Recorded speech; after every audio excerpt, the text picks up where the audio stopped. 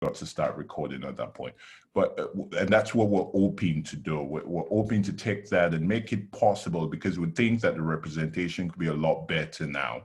And not just for the experience of Africans joining the program, but also for experience of other world leaders who would someday be head of states in their country, or would be presidents, ministers, and business leaders across the globe.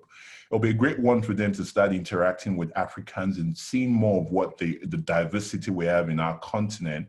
And we hope that that could also help the future collaborations and interactions that we could possibly have.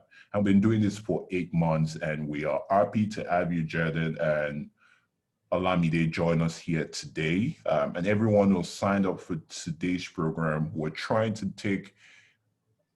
zoom into academic profile and see what business schools are really looking for. For many of us who applied, myself and a few of the partners at Lane, we were loners. We didn't have people put us through all these things. We didn't know what schools we're looking for. We took our chances. And for some of us, we also had people who were pretty much helpful, but didn't do this in this depth. And we hope that whatever you gain today, you can put that into your application and better represent yourself to business school. So without any further ado, I'll hand over to Olamide and Jaden to start this. Well, thank you, Samuel. I'm so honored to be here, and I appreciate the mission of Lane, and I'm happy to support your missions and the mission. So today we're going to be talking about, just like Samuel said, is the academic profile. And if you will, like kind of unveiling what we're really looking for, and anything that I can do to help you through the process is what I'm here to do. So just give you a little bit of background about myself is I demystify MBA admissions, coach people just like you through the process, and use a diversity and inclusion lens. I'm originally from Fresno, California, here in the West Coast of the US. I went to school at the University of Michigan, and I've been working at UT, or Texas, now for 10 years, but most recently in this admissions and recruiting role. So I'm happy to be here. Olamide? Hello, everyone. Thank you all for coming for this meeting. I'm from Lagos, Nigeria, and my background is in project and operations management with the utility sector in Nigeria. And I'm currently a second year at Texas McCombs. And I'm also a volunteer on the McCombs Admissions Committee as a co-chair. And the McCombs Admissions Committee is just a group of students that are volunteers that help the admissions team with talking with prospective students to be able to help them decide on whether or not they want to go for their MBA, and also help them throughout the process of deciding on the things that they would, and just letting them know everything about the MBA program itself, and helping them understand what they'll be getting themselves into and what the MBA itself offers them, and just helping them ensure that they're able to represent themselves very well in the applications. So really excited to be talking to you all today, and I'm handing you back to Jaden. So first things first is, a bachelor's degree equivalent is going to be necessary. And then the evaluation of your academic background, we're going to be focusing on the transcripts and test scores, but it's a holistic review. So this is just one data point that we're looking at out of everything that you've submitted. And I did end up adding a slide just kind of capturing what everything means, which for those who have been tuning into the sessions that Lane has been doing, you probably have a good sense, but just it might be a good refresher for anyone who missed anything. And then, your story, your career, the way I think about career is your impact, results, and leadership that you've demonstrated on the job matter. And this is kind of part of crafting your story. And these are all important factors through, with the admissions process. So one thing is about the academic profile is, the official transcripts are going to be important sometimes, especially right now because of COVID. It's sometimes difficult to get that. Actually, I'm going to stop real quick. Now, we have a limited time together. So in the chat, if there's something that you want to learn during our time together, please go ahead and ask it. It could be even say like curriculum, or is it bad test score or, whatever it is, just go ahead and drop it into the chat. And that'll help me in Olamide kind of talk about some of these questions that you may have. But, I also just wanted to even add just to your previous slide when we were talking about the bachelor's degree. I just wanted to say that I have a bachelor's degree in electrical engineering, so you don't necessarily need to have a business degree. And I also have a master's in engineering business management. So it doesn't even matter if you have a master's degree or if you have a degree in business management. The MBA program looks at everything that you have done before, and they look at the entire application itself as a holistic review, not just looking at what you've done before, but it's more about what you intend to do during your MBA and how that ties with how you tie that into a story for what you're submitting. So I just wanted to add that to that bit. Yeah, perfect. So academic profile, just make sure you have the official transcript. When you apply, we're really just going to ask for an upload. You're not going to need to send us anything. The sending of an official transcript is going to be much later in the process. So just keep your official transcripts on hand for when that's needed. But at least with our process, you are going to have to upload it twice. And that's important to know. I'm going to talk a little bit more about that in just the next slide. And then list your transcript GPA on the application, even if it is not a US-based GPA. That's quite all right.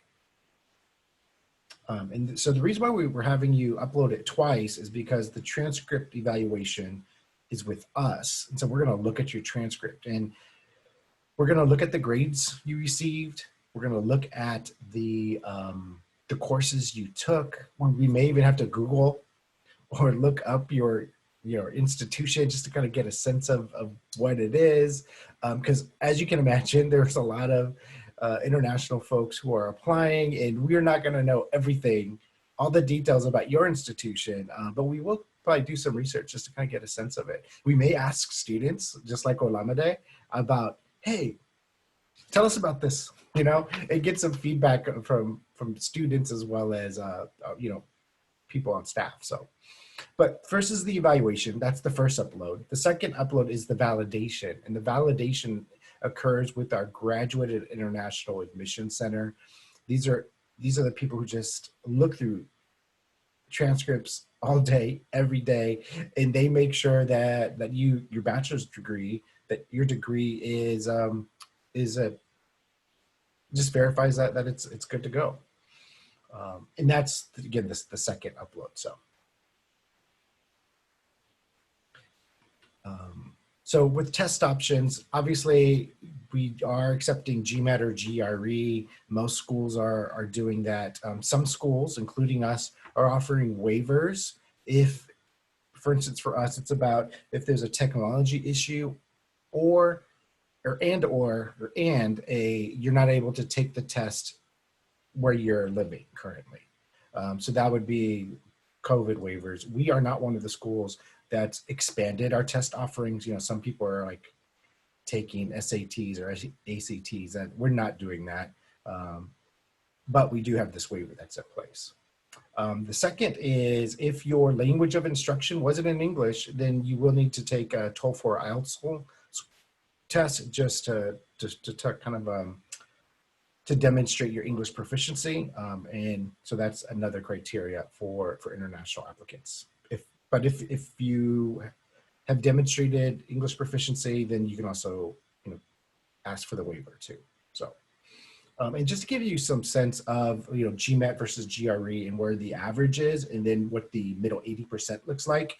704 is the average GMAT score for class of 2021. So that would be Olamide's class, and then for GRE it's 159 quant, 159 verbal, and you'll see that middle 80%.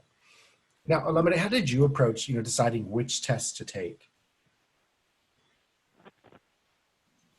So before I took I started preparing for the GRE first of all. Then it crossed my mind that I wanted to take the GMAT because I was interested in consulting when I started filling my applications to business school. So what I did was I took practice exams, like the dummy practice exams for the GRE and the GMAT. And I just found the GRE a lot easier for me to understand without really going through the entire material for prep. And when I looked at GMAT, it was just so confusing to me. I was like, okay, consulting career, you have to accept my GRE scores for me. And then I just focused on prepping for the GRE. So that was mostly what I did, because I really understood analytical writing, the quant, the verbal, very easy. I can't remember. I think there's something called analytical reasoning or something. There's something in the GMAT that I just found very confusing. I was like, this test is not for me, and I'm not about to start going down a rabbit hole for a test that isn't in line with what I understand. So I just went on with the GRE.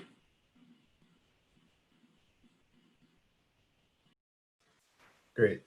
Now, how long did you take to prepare? So obviously you said that you were kind of like, you knew GMAT wasn't for you, and then you decided to GRE, but how much time did you spend before you were like, okay, I'm comfortable with the score and I'm going to apply? Oh, Jaden, I'm an outlier. I spent 1 month prepping for the GRE. Yeah. I decided on business school in July 2018, and I wanted to apply by first round to McCombs, and started prepping for the GRE in August, and I needed to write the test before October. So I wrote my test the end of September. So I spent maybe like a month and like 2 weeks prepping for the GRE. It was intense, but it was worth it. So, I mean, that's that, but you know who else is like that? I don't know if you remember Alex Stairs. Yes. She's told me that she also was similar to you. She was like, I focused over the kind of holiday break. I'm going to do this. So it happens. But yes, not as often as we. But perhaps I should jump in and share mine as well. Pretty much different from what Olamide and the other person experienced. I did my test twice, right? I did the first one 2 months, I had a 315. I did the second time, a month afterwards, I had a 321. So different strokes for different folks, and it all depends on where you are at. Yeah. Exactly. Like, it depends on where you are, and the thing with the test is you just need to keep taking as many practice tests as possible. I think every weekend throughout the time I was preparing, I always took a practice exam, and I used the ETS study guide to prep for it. I didn't use any of the other books to prep for it. So I feel like use the test makers material would be the best reflection of the material that I should use to prep for the GRE. Right. And Olamide, someone is asking in the chat box, Maxwell, people want to know your test score and how many hours it took you to prepare. So if you have to share that. Should I share that with them? You don't need to. It's okay. How about this? It's probably within the middle 80. There you go. Yeah, it's within the middle 80 actually. It's within Yeah. And how long did it take you to prepare? Can you just delve a bit into the mechanics about it? Okay, the timing. So I was going to work full time too. And in the mornings, I'll spend 2 hours before work reading or practicing. Then after work, I'll spend 4 hours. I stay back at work. Work ends by 5, 6 o'clock. So I'm at work till 10 o'clock. So that's about 6 hours every day, 5 days a week. So that's 30 hours. And then weekends, I'm at it morning to evenings. Like, I wake up in the morning and the first thing I do is I do a practice exam, because you need to do that with a fresh mind. And then I go through my practice exam and just review the things I needed to work on.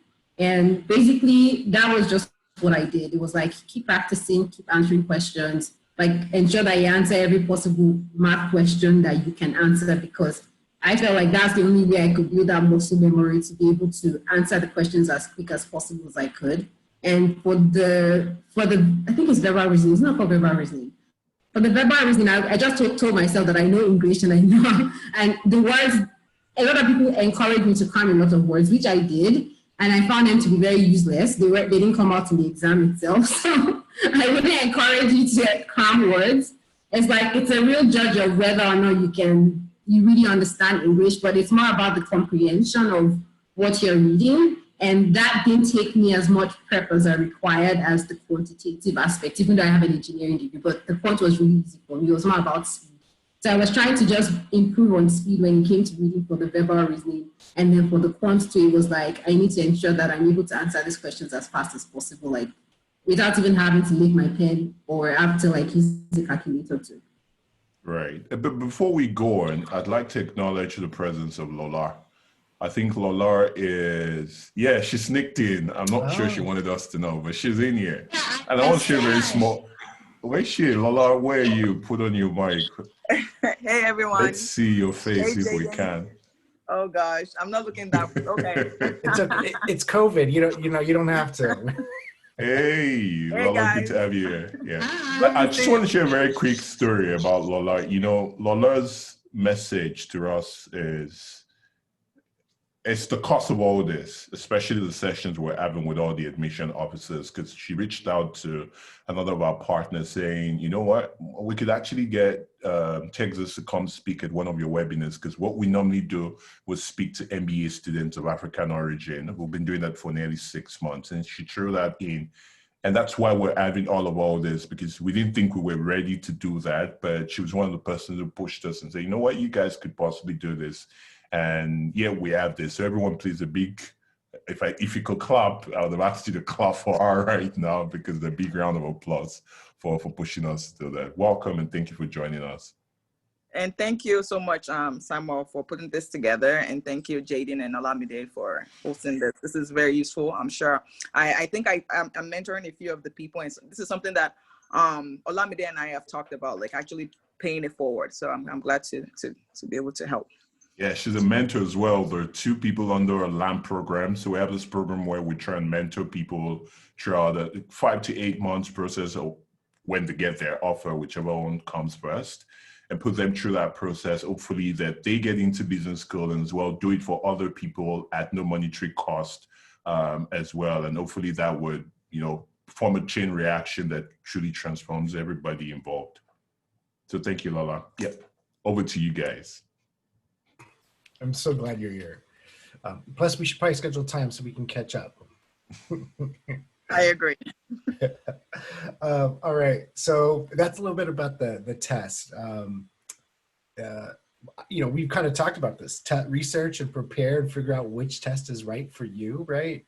And you're going to have your own personal timeline. And I think that's just something just to know about this MBA kind of research and process. And it really is a time for self-reflection, understanding, why you want to get an MBA, what is your story, connecting with mentors like Lola and connecting with current students like Olamide, and just understanding, how they kind of decided this was right and this is the right time for them.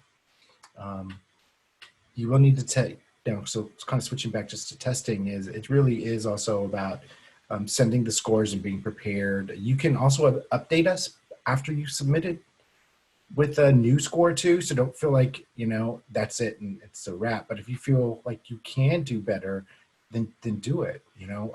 There is in the platform, there's a place where you can just kind of get us an update. Even if you have a job change too, that's a great way. If you have a job change, update your resume. Let us know. It's part of your story.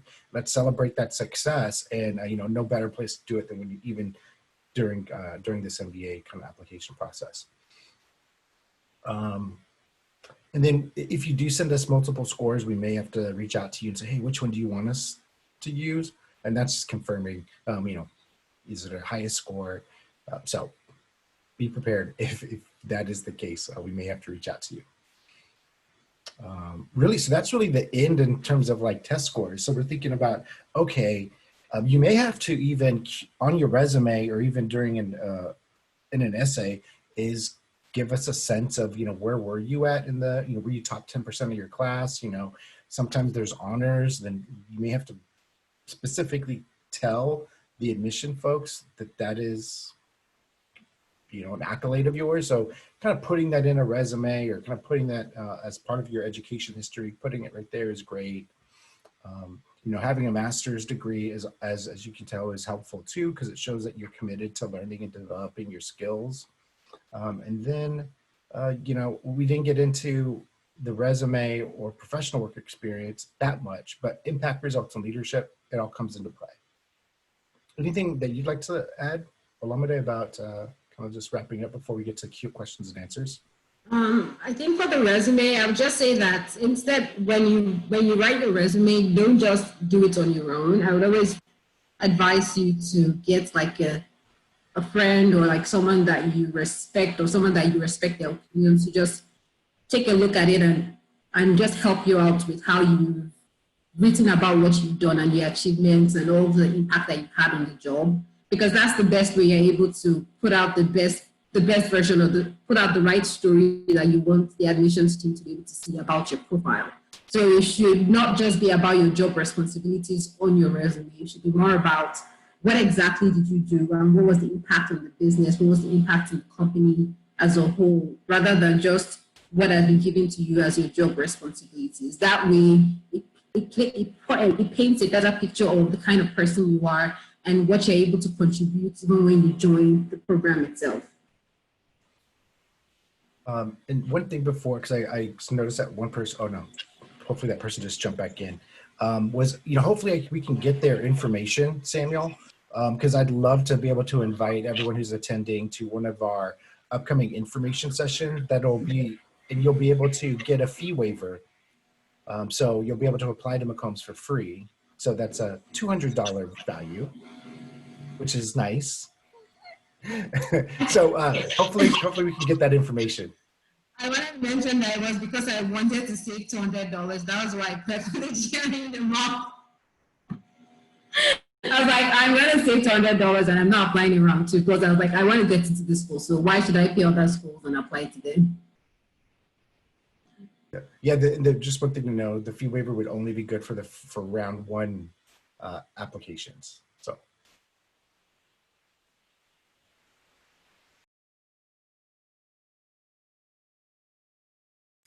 I think we're ready to do question and answer. So if you have a question, feel free to drop it in the chat. I know David had an earlier question about, if I have a PhD, how is that evaluated by the committee? And it really goes back to, obviously you have this terminal degree already. And so how is an MBA going to help you achieve your career goals? What is it? Is it a skill set that you currently don't have? And so that's part of your the way you're crafting your story, the articulation of your goals. And then if you are, you're offered an interview, and then how does that kind of come together during the interview process? We do have folks who do have terminal degrees. We do have a dual degree program with the med school. So you're seeing that kind of perspective coming into the classroom, which is great. You also have most of the time it's like a JD or like a dentist or pharmacist. I don't know if we've had a PhD person. So yeah, it looks like you have a PhD from United Kingdom. So, I mean, part of it is going to be you being able to articulate it. Why an MBA? Okay, so Jaden, I want us to try and zoom into the transcript. And from your own perspective as an admission officer, when you pick the whole application package and you look at the transcript, what exactly are you looking for? Yeah, I would say we're looking for, either, great grades, just above average, ideally, or if you started out, just improvement throughout your academic journey. And then the other thing is also, using kind of what you learned in school on the job, possibly. Yeah, obviously, you were a younger person then, and so maybe your mentality and the way you approach work has changed. And so that would be something you would probably talk about in an optional third essay. Saying, my grades aren't where I wanted them to be, but as you can tell from my success on the job, I'm a new person. So that's where like an optional third could come in. But if you've been doing great in undergrad, then I think your grades are going to speak for themselves. But the other thing that we kind of focus on is the last 2 years of your undergrad experience, because we think that your upper division coursework that's like where you're really kind of leaning into your academic studies and you kind of get a groove. It's probably a better representation of you. Great. You highlighted the additional essay part for people who don't, earlier on someone asked if, okay, someone's asking in the chat box, you guys can edit right now, so you can edit and put in your name in the attendance list. Okay, thank you for that. So I was just trying to flow from the last thing you said about additional essay, because, you know, someone said earlier on that how do you apply to business school with a terrible transcript or a terrible grade? Do you even consider people with that grade? What are some of the things you look for when a candidate has a poor transcript? Yeah, and that's where the score can come into play to offset maybe a challenge that you had from the undergrad experience. So we're looking for like improvement, right? So that's where the test score can show the improvement in your ability to handle a rigorous MBA program. Maybe that's something just to highlight is the reason why those are important in terms of transcripts and a test score is because the MBA is a rigorous program, right? You're going to have probably times when you're going to have this imposter syndrome and say, you know, do I belong here?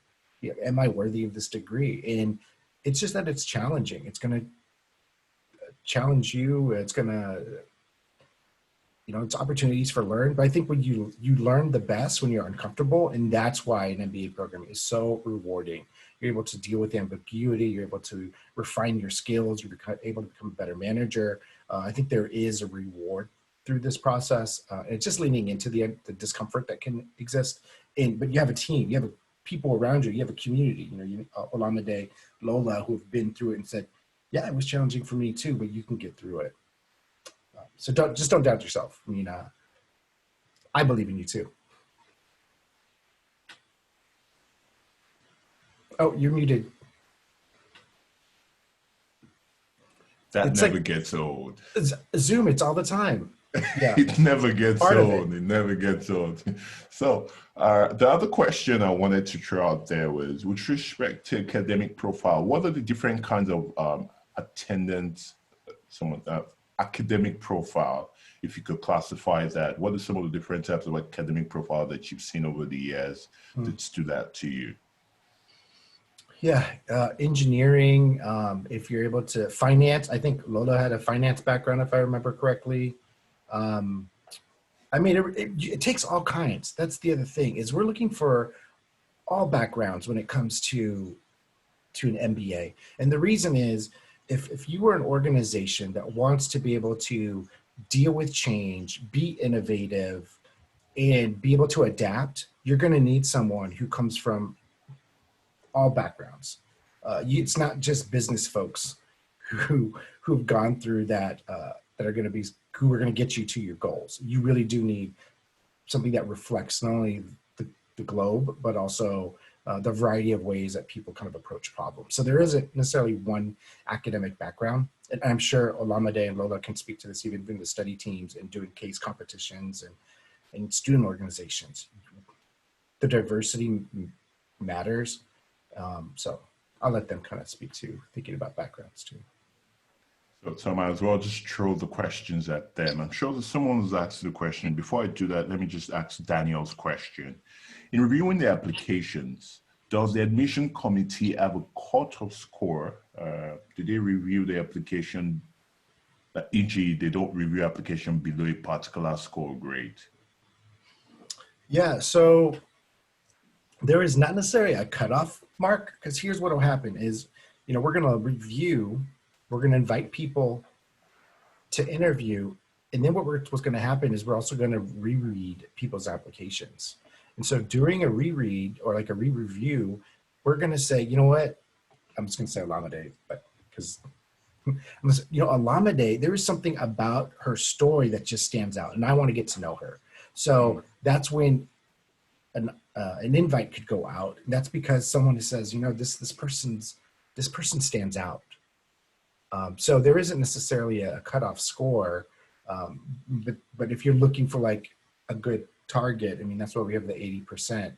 But you know, it's up to you. It's really up to you to think about, okay, you know, what is my test score could tell admissions folks, but there isn't really a cutoff. Right. Eugene is asking this question: what happens if I have a very strong academic grade, say first class honors, but my GRE score is average?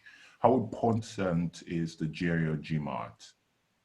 I mean, if you think about it, so you have a great record in terms of the academics from from college, right? And then your average, I mean, that's still positive the way I look at it. Those are still very positive ratings. I like to think about it. I've been debating on creating a blog post on the Texas McCombs page, almost thinking about all those elements in a circle, right? And if you can kind of stay as a nice round circle about how smooth that ride is, and that's going to kind of reflect in terms of the way the committee thinks about your application. It's going to be a smooth ride. It could be a smooth ride within the MBA program. So yeah, I don't see that as a negative, Eugene. Okay, great. I'm going to try and direct these questions at Lola and Olamide. And the question is this: how would you describe your experience as an African at the McCombs MBA program? I think that's part of the questions people are asking themselves. It's not just about the program, but a sense of belonging and a sense of, okay, this program understands my needs based on my background. I'll let Olamide go first. She's a current student. I was like, I'll let Lola go first. Okay, being an African in the McCombs MBA program, I would say that I don't really know I wouldn't exactly say there is so much of a difference of feeling like I'm an African in the MBA program. I would say just being somebody of a different background or just being like a minority being in the program, I felt comfortable in the environment that I found myself in. Even though when I was put in the study team and I was like the only international student there, my classmates, my study teammates were very welcoming, and they took the time to even learn how to pronounce my name. And I even had a study teammate that when I'm in a class and the professor is mispronouncing my name, it just stops me there. It's like, you're not pronouncing that name right. You have to get this right.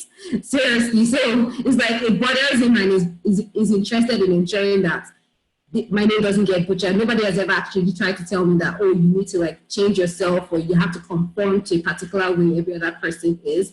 So I've been able to bring my authentic self to school every day, and I've not felt like I needed to change any part of who I am. And I feel like my classmates are somewhat interested in my background and learning more about me and about Nigeria. And even at McCombs itself, every November, we have the international night where everybody that's an international student, let me pull that out. Everyone that's an international student gets to showcase their culture and talk about and just like give out food that has to do with their countries. This is us dancing and doing a dancing performance. Laura was the one that led this for us. And unfortunately this year we can't do that, but these are the things that we get to do in McCombs. Just you get to share your culture, and people are really interested in learning about your background. And as long as you're willing to like be open to like interacting and like talking to other people and talking about yourself and your background, it's a very, very comfortable environment. That's what I would say. Lola? Yeah, so like similar to the same experience as Olamide, I felt like it was an opportunity. McCombs create an environment where every diverse culture is celebrated. And I felt like for me in particular, it was up to me as a person to kind of also bring my my background and my culture out to the program and let them learn about it, whether that be like just having a community of Nigerians. So we try to get together, we try to really understand our struggles and try to help each other. I know Olamide was someone that was always coming to me and asking me about interview questions, things of that nature. So we have a small community, not too large, but also a very intimate community. But in addition to that, we also take a lot of pride in letting people know like who we are as Nigerians, what we're about. And we're also very, very vocal. I mean, Olamide, I've done a lot about being a co-chair, also leading a lot of other organizations within McCombs. So just because you're a minority or you're a Black person or a Nigerian doesn't really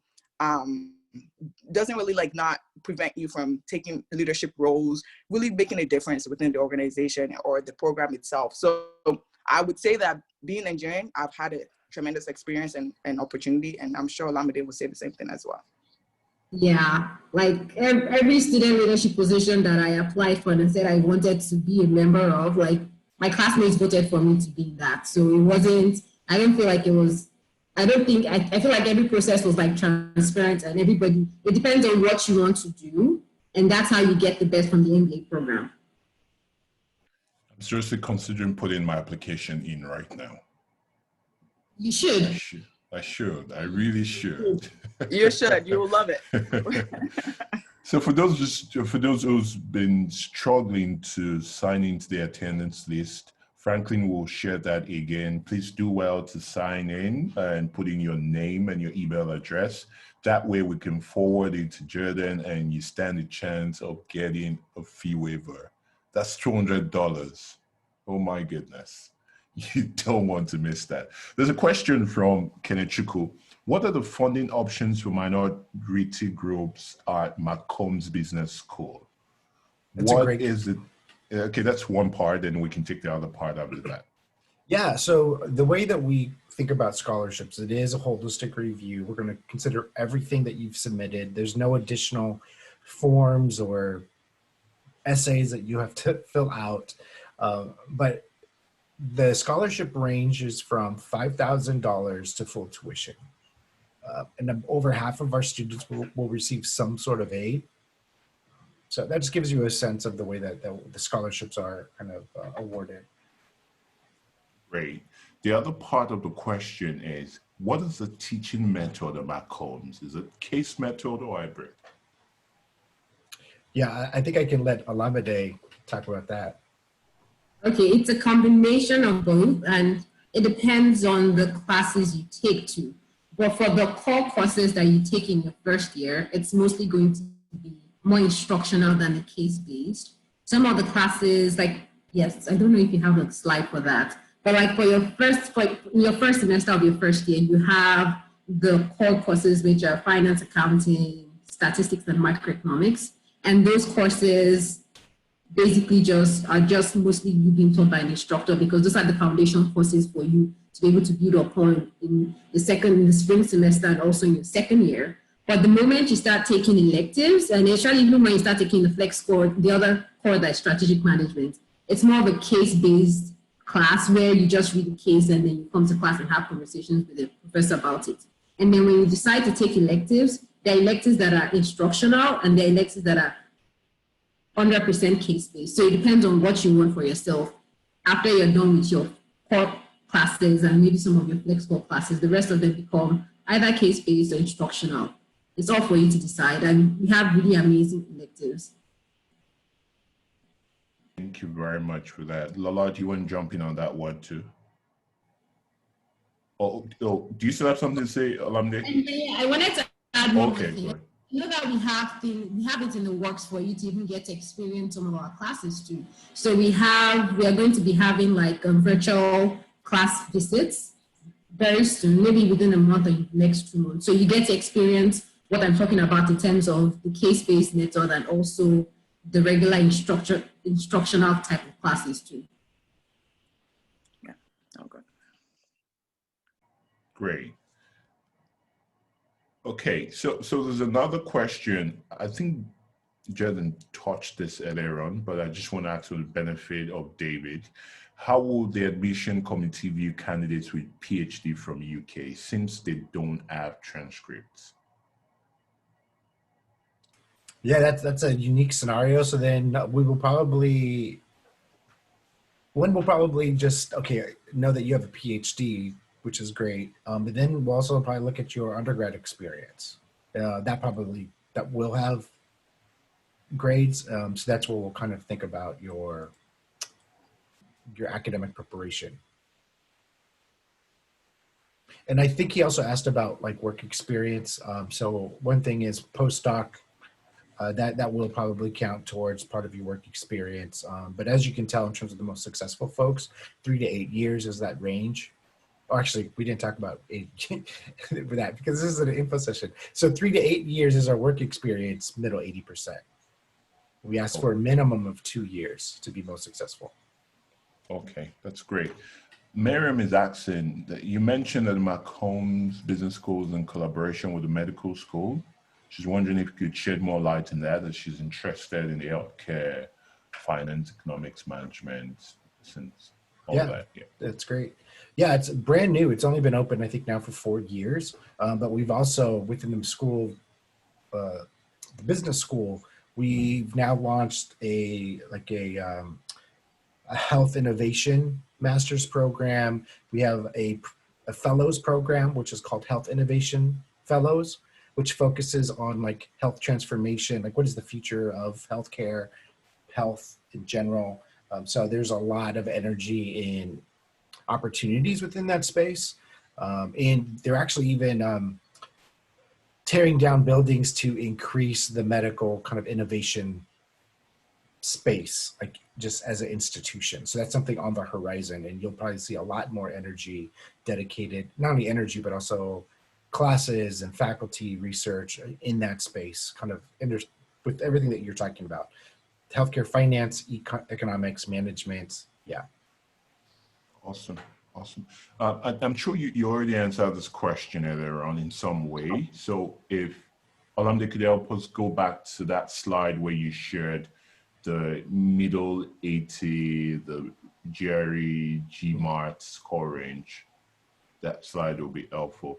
I think the question is, do you also have something like that? Okay.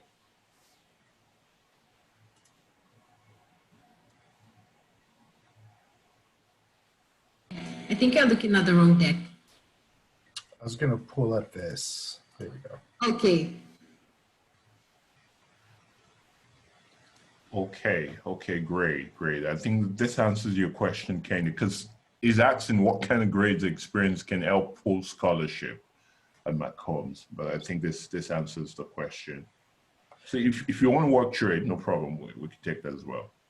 Yeah, so again, it's a holistic review. So here's the deal: is you could have let's say a 740, and you did perfect in academics, but there could just be something about either the way that you wrote about McCombs, it could be about the way that you engaged during your interview. It just wasn't, this wasn't a good fit. And you could be admitted, but then not get a scholarship, right? And it really is about your complete package. So there isn't like one thing that's going to say, oh yeah, we need to give Lola the scholarship, right? It really is. We're going to look at everything that you've submitted to us to determine scholarship eligibility. All right. Thank you very much. Okay, I'm not on mute. Thank you very much for that response. So for any bold face or bold person who's ready to ask their question in person, we're more than happy to take that.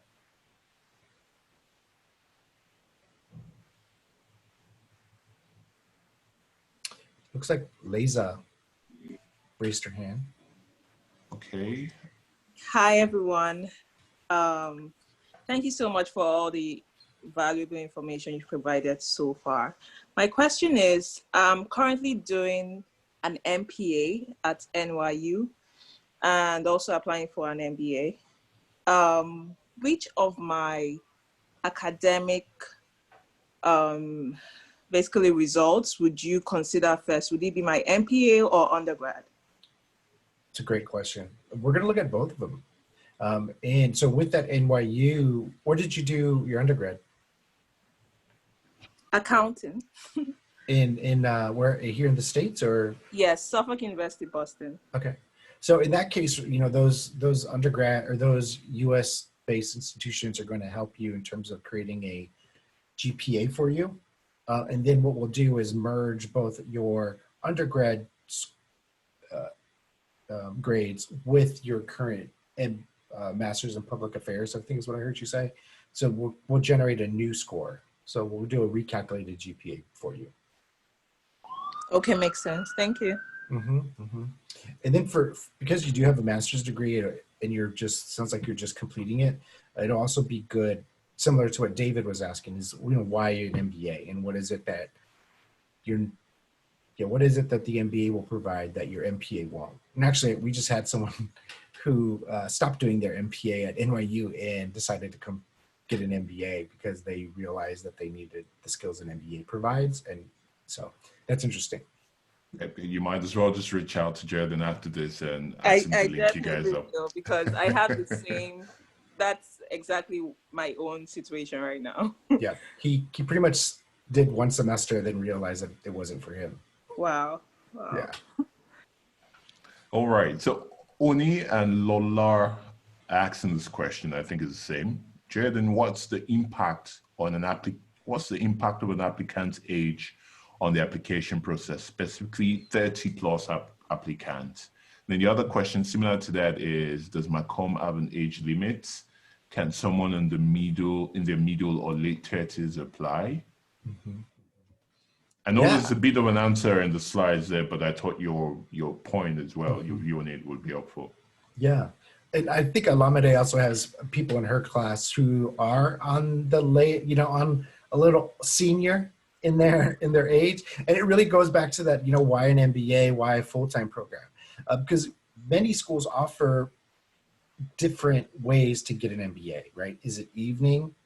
Is it an executive program, meaning that you have 12 plus years of work experience? At least that's what it means for the executive program at Texas McCombs. Is it means that you have 12 plus years of work experience, and you're also in a kind of maybe a senior leadership role or leadership role where you're supervising other people, you have management experience. But now you need an MBA in order for you to really kind of take the next step in your career. So again, it depends on your own profile. Do you really have the desire to stop working and do a full-time program?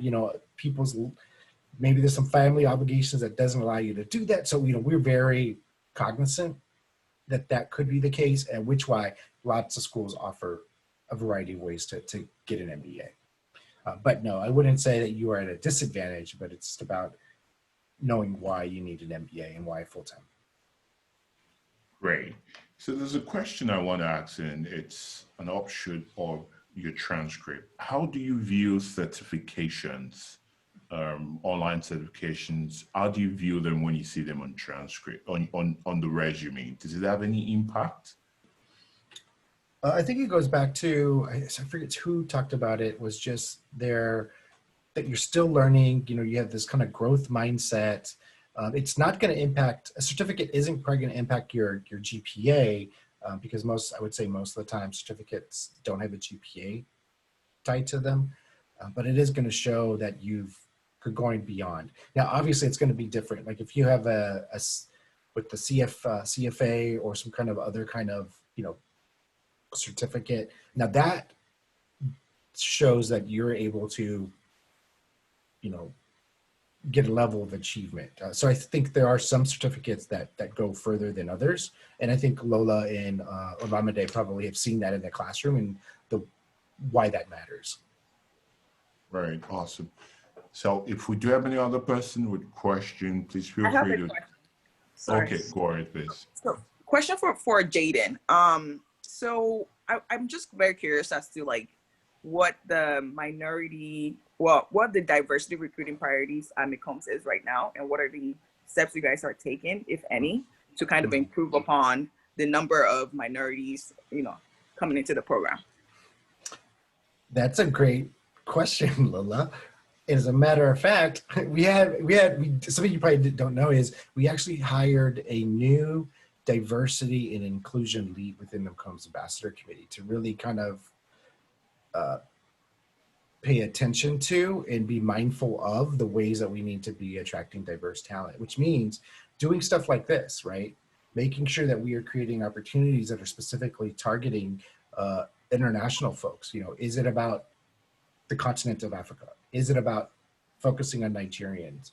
Is it about how do we also train people within McCombs Ambassador Committee to really train them for intercultural difference, right? How do we and prepare people for someone who doesn't look like that, to be able to engage and have conversations and lean into discomfort, owning your own identity. What does it mean to be a woman of color, going into this kind of a field, and so that people just are armed with information, so that it doesn't put the burden on just one type of person to be able to have conversations. So yeah, that's one thing for sure, is that we are, because what's that saying? You manage what matters. And so, as you know, for me is this matters to me, and I think it needs to matter to everyone. So that's really what I've been focused on, as you know, about we need to be intentional in the way that we recruit, and because we need to have a diverse applicant pool, and then we need to create a more inclusive community. And you can only do that with having diverse folks and training people. All right. I'm going to take risks.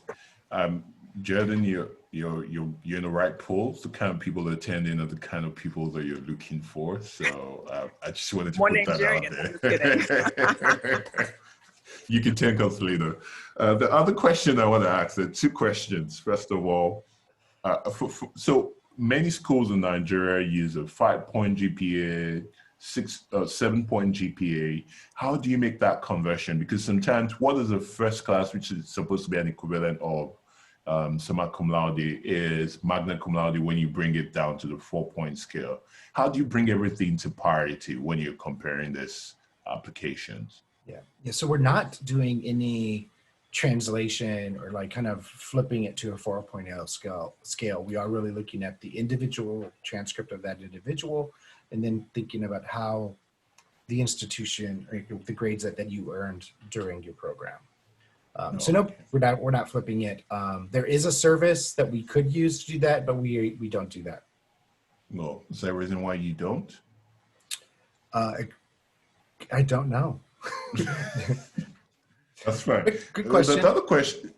Well, you know, what's the question? There are schools I think that do that, but I think they put the burden of doing it on the individual. On the individual, yeah. But then that also means that you have to have a certain. You have to have access to resources that maybe other people don't, right? Exactly. So if anything, it's probably more of an equity issue, and just making sure that everyone can apply. Getting your transcript converted shouldn't be the barrier for you to apply. And it's my personal opinion, right? And I'm saying it's my personal opinion because I personally will not apply to schools who have to have me translate my transcripts and send it when I have no assurance you're going to say yes to my application. So I'd rather stick to schools that allow me to send my unofficial transcript or my transcript the way it is and give me a conditional offer. And then I know that, yes, with an offer, I can send the real thing or do whatever other thing that needs to be done. So, well, thank you for doing that as well. The other question comes around COVID. It's something that finds its way into every single conversation we have these days. And hopefully we're going to be able to leverage it even for more things in the decade. Mm-hmm. How is this going to impact, how is it currently impacting the MBA program at McCombs right now for those new, for the first year applicants or the first year candidates? And how is it going to impact those who are coming next year? Yeah, COVID obviously has just really changed the way that, it's changed the way the application process is. Everything's virtual. It's changed the students' experience because everything is either a hybrid or virtual. For us, it's a hybrid system, which means that half of the class is in person, half is virtual, and then you switch depending on the day. Now, there are classes that are completely virtual, and those have been identified and shared. So that's actually a good question. Olamide, how many, are you doing all hybrid, or what's your percentage breakdown in terms of like hybrid versus virtual? I have 2 classes that are fully online.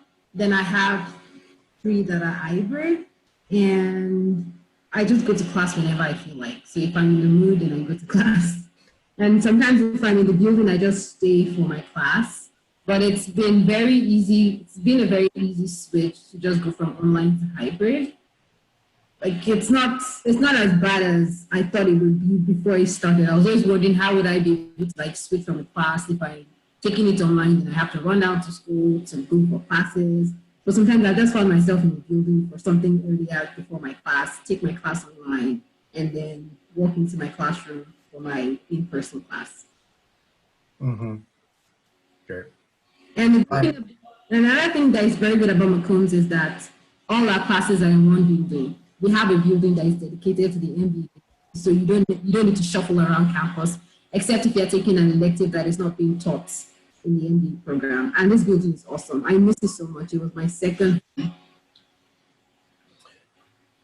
The other way I think it's impacted is the way that employers are engaging with students, right? I think what people are saying is more for employer, or the way recruiting is happening right now, everything is virtual, right? So I think in the future, we may see employers more willing to engage in a virtual setting. So similar to what we're doing right here. You've also seen employers approach virtual, like, what does it mean? Like, do we have to work in a building, in an office? You know, so I think you're seeing some flexibility with employers and what they expect from employees too. So I think you're going to see a lot of changes. I still think that being in person is going to be the status quo in terms of an MBA experience. But I think you're going to see some changes in terms of the way employers hire, recruit, and think about the employee experience. Yeah, I want to say a very big thank you to you, Jaden, Olamide, and Lola as well for a wonderful session. As you round up, there's a slide you put up as regards deadlines. I think someone was asking if they can see that again. Okay. So there you go, guys. Yeah, and Samuel, I see that question from Freddie asking for the slides. What I'll do is send you a PDF and then you can distribute it to the list. Oh, okay, great. That would be awesome. That would be awesome. Yeah. One more thing I just wanted to add was that I know it's really nice that there's the application fee waiver for round one, but just keep in mind that it's always best for you to turn in your application when you have the test scores that you want and when you feel very comfortable that you are going to be creating the right profile for yourself in your MBA application. Don't hurry with it. Don't rush it. I knew when I was submitting my application in round one, I knew that what I was submitting I was comfortable with. It wasn't like I was rushing it. And I was like, you look at your own profile yourself and ask yourself, would I admit myself? That was what I did for myself. And I think I ran it through a couple of my friends before I turned it in. If I felt like I wasn't comfortable enough to send in the application, I would have just submitted in round two, even though I was sort of ready to submit in round one. So just keep that in mind and don't try to rush the process. Just ensure that you're sending the right thing when you're ready. Thank you very much, Jaden and Olamide, for a wonderful session today. It's been really great having you guys around, and I'm sure that many people will be buzzing you right now, either on LinkedIn or via your email. And I'm sure that they'll pick one or two things from you. I want to say a very big thank you to you. At this point, this is where we say goodbye to our guest.